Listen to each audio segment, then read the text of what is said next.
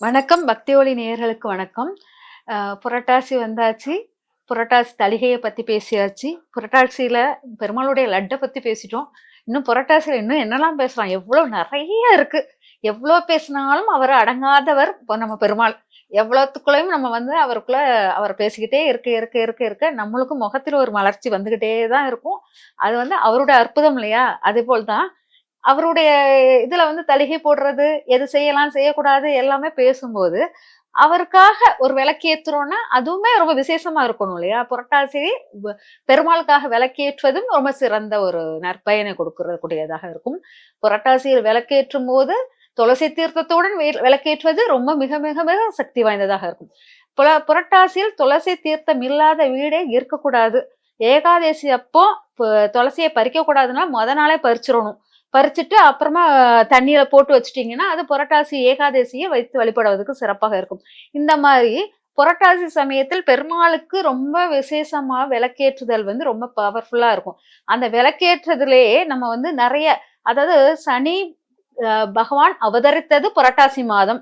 அதனால தான் நம்மளுக்கு வந்து புரட்டாசி சனி வந்து ரொம்ப விசேஷம். சனி பகவான் அவதரித்த மாதத்தில் பெருமாள் வந்து கர்மாவை ஃபுல்லா தீர்க்கிற மாதமாக மாறி, சனி தோஷத்தினால் வரக்கூடிய எல்லாத்தையும் நமக்கு அழிச்சு விட்டுறாரு அப்படிங்கிறதுதான்.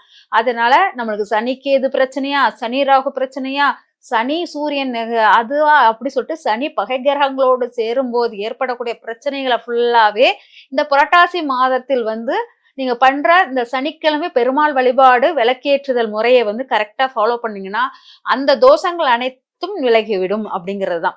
அப்போ புரட்டாசி மாசத்தில் வரக்கூடிய சனிக்கிழமையில் விளக்கேற்றுதல் வந்து ரொம்ப விசேஷமானது அப்படிங்கிறது. இந்த விளக்கேற்றுதல் இப்போ புரட்டாசியில் வந்து துளசி மாலை வந்து ரொம்ப விசேஷமானது. துளசி மாலை வைக்கணும். அதே மாதிரி நம்மளுக்கு வந்து தயிர் சாதம், அதாவது பாலுடன் சேர்ந்து கொஞ்சம் புளிப்பு தயிரையும் கலந்து தயிர் சாதம் வைத்து அங்க வந்து சாமிக்கு படைத்தல் ரொம்ப நைவேத்தியத்தில் ரொம்ப விசேஷமானது. அப்புறம் புளியோதரை, அப்புறம் தேங்காய் சாதம், இதெல்லாம் 11 வகையான சாதங்கள வச்சு, அதாவது வெரவுன சாதம்பாங்க. அந்த சாதங்கள வைத்து வழிபாடு பண்ணுவாங்க. அப்புறம் வடை, உளுந்த வடை எடுத்து அதுல வந்து அதாவது உளுந்து வந்து சனிக்குள்ளதுலயா, சனிக்குள்ளதில் உளுந்த வடை செய்து பெருமாளுக்கு ஓட்ட வடை போடுவாங்க.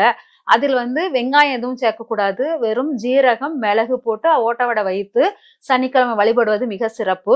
அதேபோல் தான் சனிக்கிழமை விளக்கு வைக்கும்போது நல்லெண்ணெய் தீபம் மிக சிறப்பானது. ஏன்னா சனி பகவானுக்குள்ள இல்லையா, அந்த சனி பகவானுக்கு நல்லெண்ணெய் தீபம் ஏற்றுவது போல் பெருமாளுக்கும் நல்லெண்ணெயுடன் சேர்ந்து ஏத்துவது மிக சிறப்பானது.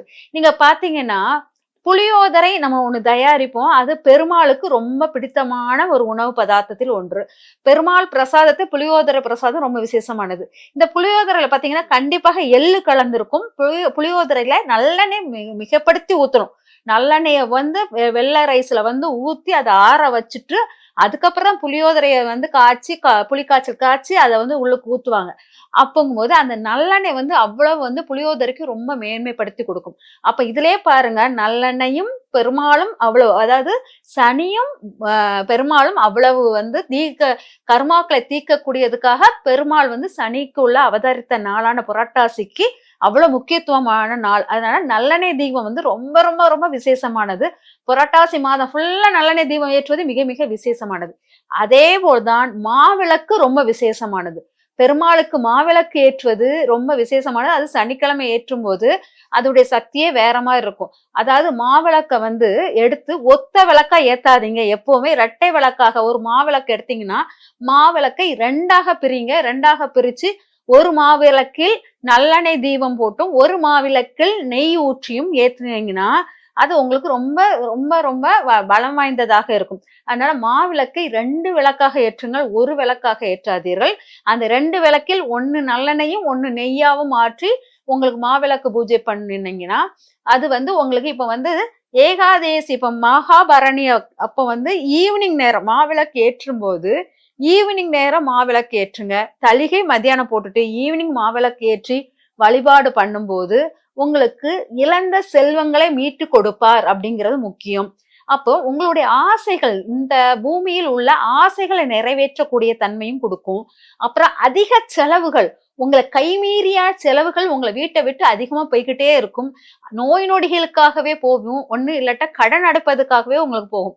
அந்த மாரி இருக்கிறவங்க யார் அதிகமாக கடன்களை உருவாக்கி அடைச்சுக்கிட்டே இருக்காங்களோ, அவங்க என்னன்னா, அவங்க கையால் மாவிளக்க உருவாக்க வைங்க. ஒண்ணு அவங்க கையால் மாவ இடிக்க வைங்க, இல்லாட்டா பாகு பிடிச்சு அத மாவ வந்து பதப்படுத்தி அத வந்து விளக்காக பிடிக்க வைங்க. இந்த மாரி ஒரு ஆணா இருந்தாலும் சரி, பெண்ணா இருந்தாலும் சரி, யார் கையில் அதிகமாக கடன் ஆகுதோ, யார் கையால் அதிகம் கடன் வாங்கப்படுகிறீங்களோ, அவங்க வந்து வீட்டில் மாவிளக்கு அவங்க கையால வைக்கணும். வச்சீங்கன்னா, அந்த கடன் வந்து கூடிய விரைவில் அடையும். அதிக கடன் வாங்கவும் மாட்டீங்க. உங்களுக்கு அதுக்குள்ள பணப்பெருக்கம் உருவாகும். அதனால மாவிளக்கு வந்து வீட்ல வந்து சனிக்கிழமை ஈவினிங் நேரம் மாவிளக்கு ஏற்றி பூஜை பண்ணுவது மிக சிறப்பாக இருக்கும். அது இரட்டை விளக்காக ஏற்றுவது ரொம்ப சிறப்பாக இருக்கும்.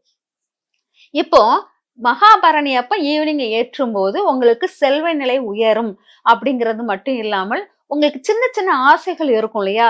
இந்த பொருள வாங்கிரலாம்னு ஆசைப்பட்டேன். அந்த சின்ன பொருள் கூட எனக்கு ஆசைப்பட பொருள வாங்க முடியலையேங்கிறவங்களுக்கு கூட, இந்த மகாபரணி அந்த சனிக்கிழமை, முதல் சனிக்கிழமை மாவிளக்கு வைத்து பூஜிக்கும்போது, உங்களுக்கு அந்த சிறு சிறு பொருட்கள் மேல் ஆசைகள் ஃபுல்லா நிறைவேறும். அப்ப அதாவது நம்மளுக்கு அந்த பொருள்லாம் இன்னைக்கு கிடைக்கும். நாளைக்கு வந்து அந்த பொருளுக்கு பயனே இல்லாம போயிரும். ஆசைப்படுவீங்க. அந்த பொருள் கைக்கு வந்தோனே அந்த பொருளின் பயனே உங்களுக்கு தெரியாது. அதேபோல் அந்த சிறு பொருள் கைக்கு கிடைக்கலன்னா அது ஒரு தாக்கம். மனசளவுல ஐயோ! இது கூட நமக்கு கிடைக்கலையா? அந்த தாக்கத்த ஃபுல்லா நீக்கக்கூடியது இந்த மகாபரணியில் மாவிளக்கு ஏற்றினால் மிக சிறப்பாக இருக்கும். அதேபோல பார்த்தீங்கன்னா, அடுத்த சனிக்கிழமை ஏகாதேசி. ஏகாதேசியில் மாவிளக்கு ஏத்தும்போது சனிக்கிழமை ஏகாதேசி வருது இல்லையா? அதில் மாவிளக்கு ஏற்றும்போது உங்களுக்கு என்னன்னா, அதிகாரத்தன்மை ஒரு இடத்துல முதன்மை ஆகணும். ஒரு உயர் பதவி கிடைக்கணும். அப்படிலாம் இருக்கணும்னா, இந்த சனிக்கிழமை வரக்கூடிய ஏகாதசி 2வது சனிக்கிழமை வரக்கூடிய ஏகாதசியில் வரக்கூடிய சனிக்கிழமை, 2வது சனிக்கிழமை புரட்டாசி 2வது சனிக்கிழமை மாவிளக்கு ஏற்றுனீங்கன்னா, உங்களுக்கு அதிகாரம், அரசியல் சார்ந்த விஷயங்கள், அரசாங்கத்தில் உயர் பதவிகள் இதெல்லாம் கிடைக்கக்கூடியதாக இருக்கும். அதனால 2வது சனி ஏகாதசியில் நீங்க ஈவினிங் நேரம் விளக்கேற்றினீங்கன்னா, மாவிளக்கு ஏற்றும்போது அது ரொம்ப சிறந்த விசேஷமாக இருக்கும்.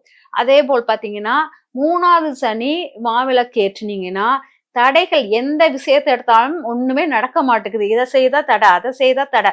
எதை செய்தாலும் தடையாக நிக்கிறது அப்படின்னா, அந்த 3வது சனி சதுர்த்தியாக வளர்பிறை சதுர்த்தியாக வரும். அந்த நாளில் மாவிளக்கு ஏற்றும்போது தடைகள் அனைத்தும் நீங்கி, உங்களுக்கு நினைத்த காரியம் முழுவதும் சக்சஸ் ஆக முடியும். அதனால அந்த இடத்திலும் உங்களுக்கு வந்து மாவிளக்கு ஏற்றுவது மிக சிறந்ததாக இருக்கும். அப்புறம் 4ஆம் சனிக்கிழமை திருவோண நட்சத்திரத்தில் வரக்கூடிய நாளில் மாவிளக்கு ஏற்றும்போது உங்களுக்கு என்ன திருமண வைபவங்கள் எல்லாம் ஈஸியா நடக்கும். குழந்தை பேர்கள் கிடைக்கும். இதெல்லாம் கிடைச்சது மட்டும் இல்லாமல் அப்பா அம்மா கூட உள்ள உறவுகள் நிலைகள்லாம் சில பேருக்கு தடையாக இருக்கும். அதெல்லாம் நல்ல சுமூகமாக முடியும். அது மட்டும் இல்லாமல் இடம் சார்ந்த பிரச்சனைகள், கௌரவம் சார்ந்த விஷயத்தில் எல்லாமே கௌரவம் சார்ந்த விஷயம் எல்லாம் சில பேருக்கு தடையாக இருக்கும். ஒரு இடத்துக்கு போனா நல்ல பதவியில இருப்பீங்க, நல்ல அங்கீகாரத்துல இருப்பீங்க. ஆனால் ஒரு இடத்துக்கு போனா அதுக்குள்ள மதிப்பே அவங்க கொடுக்க மாட்டாங்க. அந்த மாதிரி இடத்துக்கெல்லாம் உங்களுக்கு இந்த 4வது சனி திருவோண நட்சத்திரத்தில் வரக்கூடிய 4வது சனியில் மாவிளக்கு ஏற்றி வழிபாடு பண்ணும்போது அது உங்களுக்கு மிகுந்த சக்தியாக மாறிவிடும். அதனால உங்களுக்கு மாவிளக்கு வந்து இந்த 4 சனிக்கிழமை பார்த்து மாவிளக்கு ஏற்றும்போது ரொம்ப அற்புதமான சக்தியாக இருக்கும். அது போக உங்களுக்கு குத்து விளக்கு ஏத்தி வழிபாடு பண்ணுவது ரொம்ப சிறப்பாக இருக்கும். உங்களுக்கு காமாட்சி விளக்குடன் கூடிய குத்து விளக்கு ஏற்றுவது இன்னும் சிறப்பாக இருக்கும். அதாவது நடுவுல வந்து காமாட்சி விளக்கு வச்சுக்கோங்க.